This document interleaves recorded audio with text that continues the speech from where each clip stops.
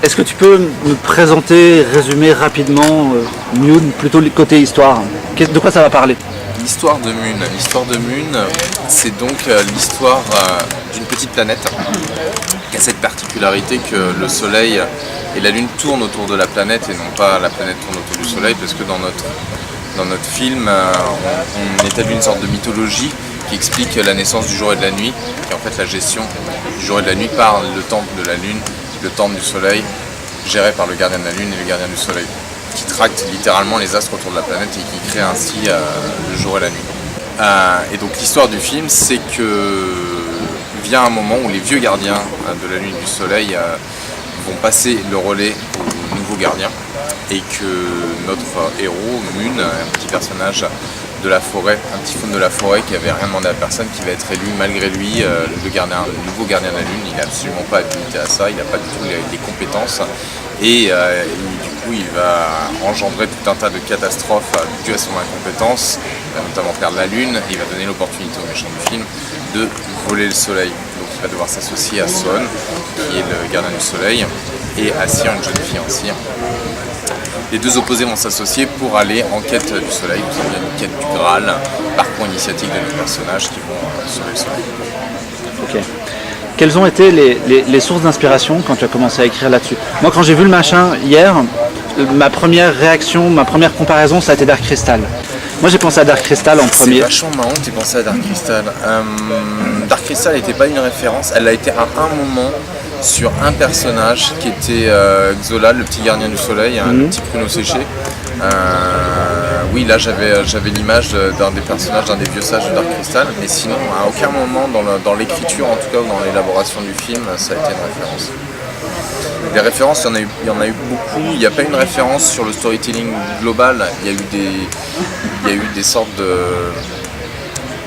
benchmark à certains moments où on parlait effectivement, voilà, quand on parle à ce moment-là de jour-nuit, notre Necros qui était un gardien du Soleil, qui est devenu un être du mal. Forcément, on avait beaucoup Dark Vador en tête, on avait toujours un peu cette notion du bien et du mal, mais on avait aussi beaucoup du Kung Fu Panda en tête, sur le côté parcours initiatique d'un personnage qui n'est pas habilité, qui va devenir. On avait beaucoup du Miyazaki en tête, c'était plus sur le visuel, notamment sur le côté très mythologique des temples, mais qui du coup nourrit aussi beaucoup la narration, parce que les temples ont un rôle prédominant dans notre histoire. Donc en fait c'est une multiplication, une multitude de différents ingrédients qui font que c'est plein de toutes ces petites inspirations, et puis de moi, après mon identité à moi, qui fait l'identité du film. D'accord. Tu viens du live avec le By Floppy. Comment ça marche de se lancer comme ça dans l'animation? On y va et on trouve quelqu'un de chez DreamWorks en l'occurrence, c'est ça, Alexandre? Ouais, Alexandre et Boyan, en fait, il travaillait chez DreamWorks à l'époque. En fait, avant ça, moi je connaissais Alex de l'époque des Gobelins. Ensuite, il a travaillé sur Azur et Asmar. Donc moi je travaillais un petit peu avec Guff, du coup on se voyait beaucoup à l'époque. Et puis il est parti chez DreamWorks, il a eu cette opportunité incroyable. Et du coup, en fait, donc par rapport au début de ta question, comment on revient à l'animation, moi c'était vraiment un hasard. J'avais envie d'écrire pour l'animation parce que j'avais envie de lâcher mon imagination, d'aller vers quelque chose de plus fou, de plus fantaisiste, de plus débridé que ce que je faisais en live. Et du coup j'ai écrit Mune en me censurant pas justement, et en lâchant vraiment très fort mon imagination, en me disant ce film est un peu dingue et ça va être compliqué de le monter. Et finalement je rencontre Atsushima, le producteur, qui tombe amoureux du projet, qui me dit je veux le faire. Et justement le projet a une identité tellement spécifique, comme tu as pu le voir hier, que je voudrais que tu le réalises. Je ne connais rien en animation en tant que réalisateur. Donc d'où la proposition que j'ai faite à Alex de venir me rejoindre, parce que je voulais à la fois quelqu'un qui a un vrai background d'animation, un vrai savoir-faire, un vrai talent graphique et artistique, et puis avec qui aussi je m'entende bien, parce que après c'est 5 ans de travail, il faut être donc maintenant on est comme des frères, mais c'est vrai qu'il y a besoin de ça. Non. C'est vrai que c'est déroutant quand tu viens de l'anime, enfin le live à l'animation, c'est très très différent. justement, en quoi c'est vraiment différent? T'approches rien de la même façon. En fait, en live, t'as le maître mot, c'est quand même les comédiens. C'est des comédiens qui vont véhiculer toute ton histoire. La partie technique est fondamentale. Et moi, je suis un réalisateur que j'estime visuel. Pour moi, la cinématographie d'un film est prépondérante à ton histoire. Mais les comédiens, c'est ton médium premier, c'est ton outil premier, c'est ton allié premier. Donc déjà, en anime, t'as pas de comédiens. Donc les comédiens, il faut les designer, les modéliser, les setuper, les animer. Et t'as pas d'échange avec eux, tu construis pas le personnage avec eux, tu fais pas de répétition avec eux. Donc tout ce travail-là, tu le fais avec différents chefs de poste, du character designer au modeler, à l'animateur, et sur une échelle de 2 ans. Donc le travail, il n'est pas organique du tout de la même façon. Il est passionnant pareil, parce qu'effectivement, c'est difficile d'aller chercher un comédien qui va ressembler à nos vieux gardiens de la Lune ou qui va même ressembler à Mune. Ça n'existe pas. Donc ça, c'est le côté passionnant de je crée quelque chose qui n'existe pas ailleurs. Par contre, j'ai pas eu beaucoup d'échanges avec Mune. J'ai eu beaucoup d'échanges avec tous les gens qui ont donné vie à Mune. Donc ne serait-ce que ça, c'est très différent. T'as pas l'expérience du plateau, d'être sur un plateau, avoir une caméra et pouvoir dire j'avais prévu de tourner cette scène-là, mais finalement je vais changer, je vais être plutôt dans cet angle-là, je vais plutôt tout remettre à plat en une journée. Tu tournes 5, 6, 7 minutes utiles en live. En anime, c'est 3 secondes par animateur par semaine. Donc, tout ça fait que c'est une disproportion du temps qui n'a rien à voir. C'est un peu comme dans la Matrix, tu es dans 2 mondes très très différents. Donc tu appréhendes ta narration de façon très très différente. Comment vous êtes partagé les rôles avec Alexandre du coup? Parce que lui, j'imagine que, je me trompe peut-être, que tu dessines pas? Non, je dessine pas. Donc du coup, comment lui s'est chargé plus de l'animation et toi plus de, je sais pas, le choix des plans? Comment vous fonctionnez? En fait, on a commencé très en amont avec Alex quand il est arrivé en France début 2008.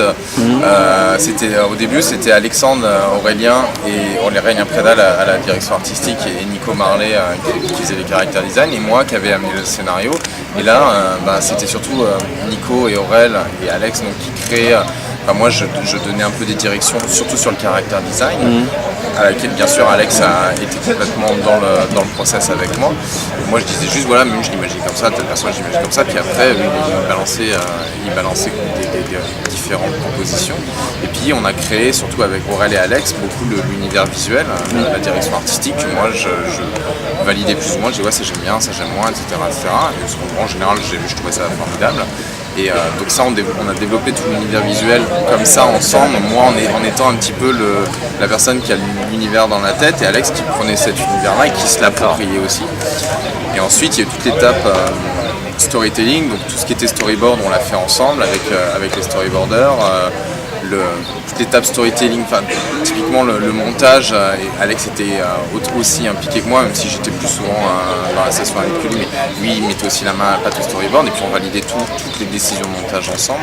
Donc on a fait ça jusqu'au layout, et après Alex est parti à Montréal faire tout ce qui était animation et lighting, avec notamment Rémi Salmon qui a pris le relais sur la direction artistique. Et moi dans ces cas-là j'étais à Paris et je recevais des plans et je finissais de trouver ça formidable en fait. Mais voilà, maintenant on est devenu, on a un même cerveau avec Alex. Par contre, tout ce qui se passe sur le côté technique, c'est tout Alex qui a le génie d'avoir fait ce qu'il a fait sur le film.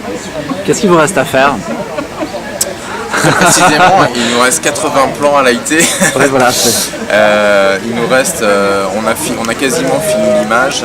Tu vois, j'exagère pas, il nous reste 80 plans à lighter. Ensuite, on est sur le sound design, musique, post-production, son, et puis voilà, étalonnage, et on livre début septembre. On aura la copie 0. D'accord. Et le film a une date déjà de sortie ou pas? Il y a quelque chose? La date est fluctuante. Ce sera premier semestre 2015. 2015. Ouais. Okay. J'ai une dernière question. Je voulais revenir sur le lullaby. Je sais jamais comment on dit. Lullaby ou lullaby? Lullaby. On est quasiment 5 ans après la sortie. Ouais. Qui était une sortie hyper confidentielle pour un super film. Ouais. Qu'est-ce que tu gardes de tout ça maintenant avec le recul? Comment est-ce que tu revois un peu tout ça? Par rapport à la sortie du film? Par rapport à la sortie du film et au film et à l'expérience aussi. Écoute, l'expérience du film, j'en suis plus que ravi et je trouve que je suis ultra fier de ce film comme un premier film et comme un film dans l'absolu. Moi j'ai enchaîné tout de suite sur Mune, donc c'est sûr j'aurais préféré que le Lullaby ait une meilleure visibilité et qu'on est rentré dans une conjoncture de marché qui n'allait pas du tout par rapport à ce film-là à ce moment-là. Que je pense que ce film va finir par trouver son public dans la longueur parce que maintenant il y a Mune qui se met en place, qu'il y a un prochain film, etc. Et que c'était compliqué de faire à la fois du live et de l'animation parce qu'on n'avait pas forcément un même nom sur ces deux projets.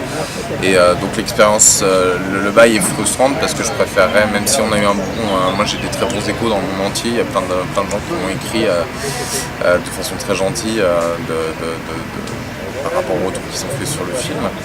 Et voilà, et maintenant l'expérience, le ressenti, c'est surtout ça me brûle les doigts de retoucher une caméra et d'aller voir des comédiens et de retourner sur un plateau. Voilà. Donc on a hâte.